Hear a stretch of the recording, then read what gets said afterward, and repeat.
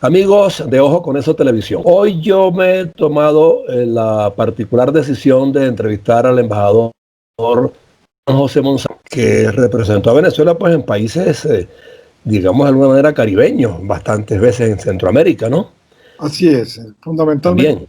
Entonces, fundamentalmente, sí, pero en otras partes también. Pero me interesa mucho ese aspecto porque te puso en capacidad valorarme hoy lo que son los países costeros, los que son los países que tienen el turismo como un fundamento esencial en su economía y en su vida del día a día. Yo intento conocer de ti una apreciación sobre la Margarita que conociste, porque tú viviste en Margarita después que te jubilaste del cuerpo diplomático. Y lo recorriste de palmo a palmo, viste sus alcances y sus logros en materia de desarrollo. Y la que existe hoy como la Margarita, pues, depauperada. Para que tú nos des una apreciación, pues, de eso que viviste, cómo lo viviste, qué palpaste cuando estuviste esos tiempos allí y qué sentirías hoy, nostálgicamente hablando, de lo que sabes que está pasando. Bueno, mira, antes del turismo y de los países que yo había trabajado en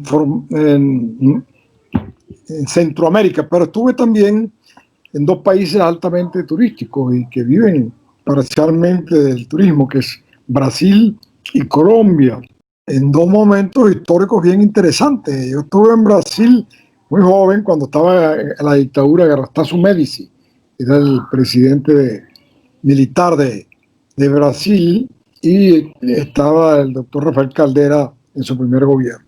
Después estuve en Colombia, años después, durante, ¿te acuerdas aquel famoso secuestro de la Embajada de la República Dominicana en el 82, donde el M-19 capturó alrededor de...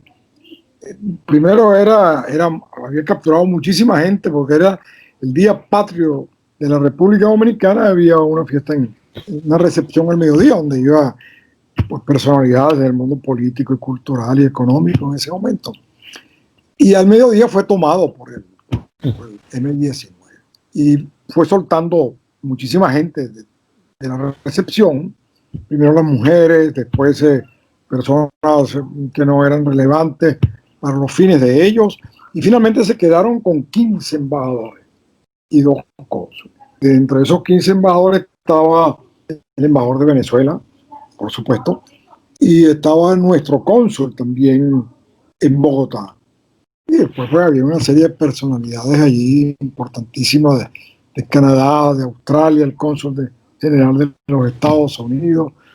Y el caso viene porque ellos tienen un turismo muy desarrollado. En aquel momento lo tenían y después se fue desarrollando y acentuando mucho más, fundamentalmente en la costa nuestra también, ¿no? La costa caribeña.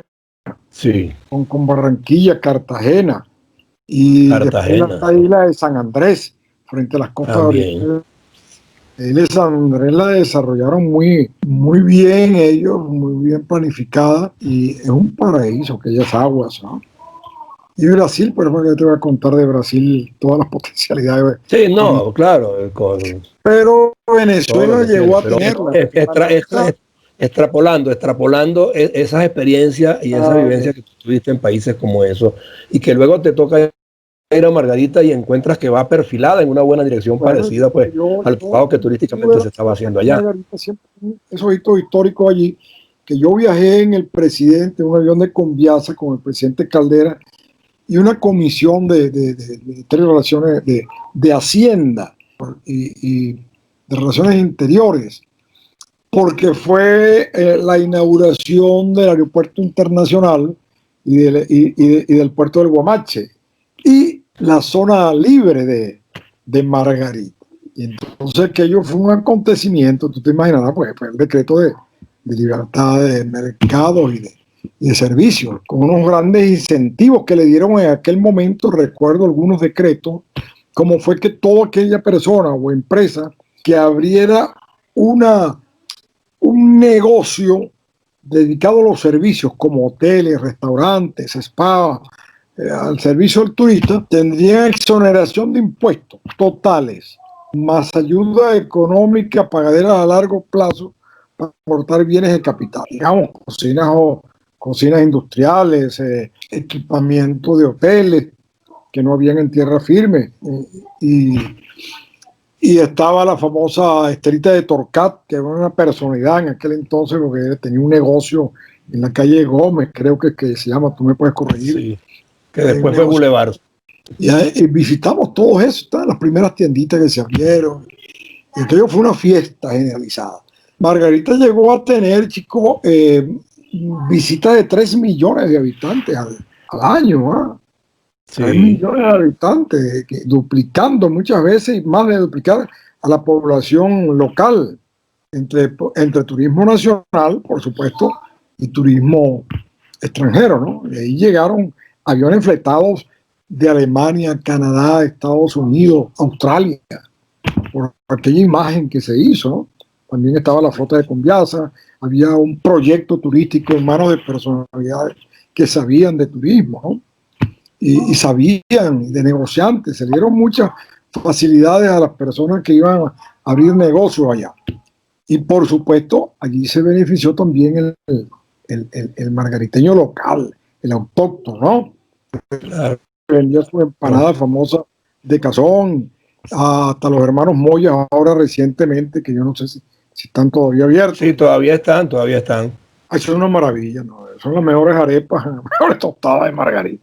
Entonces, total, después comenzó pues el gran auge con hoteles 5 estrellas como el Concorder, por ejemplo, que se llegó a instalar allí, club de velas, restaurantes con chefs nacionales e internacionales.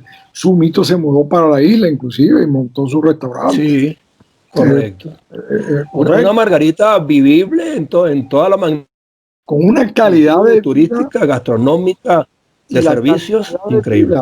Al punto que se mudaron en esa década previa al año 2000, y a principios del 2000 todavía, mucho más, se mudó mucha gente de Caracas, Barquisimeto, del Zulia, creando un conflicto ahí con los locales, que como no les gustaba que le llegara tantos mareados, ¿no?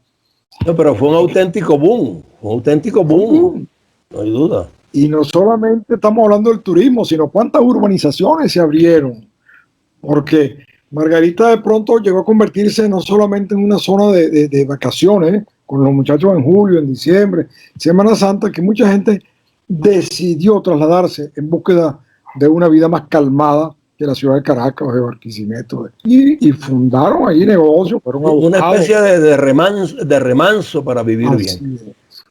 Y bueno, ahí estaba la playa Miragua, tú la conociste, ¿no? Playa del Agua, se convirtió en un balneario con un impresionante restaurante que tenía. Playa del Agua, sí.